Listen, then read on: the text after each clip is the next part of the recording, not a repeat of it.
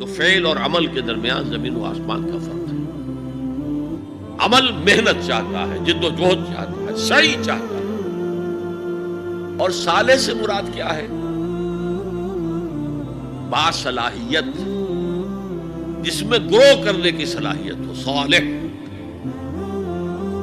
اس عمل صالح جس سے کہ انسانی شخصیت نشو و نما پائے، اس کی انٹرنل پرسنالٹی، اقبال کے اصطلاح میں اس کی خودی، اس کی انا، اس کی ایگو، اس کی روحانی شخصیت ترقی پائے، نشو و نما پائے، بلندی پر جائے، اس مقام کو حاصل کرنے کی کوشش کرے کہ جس مقام پر اللہ نے انسان کو پیدا کیا تھا۔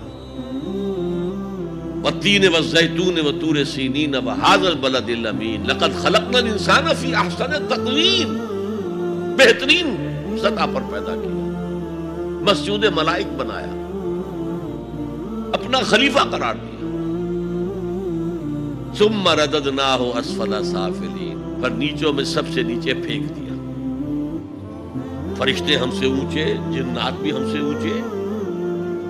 جنات کہاں کہاں تک جاتے ہیں؟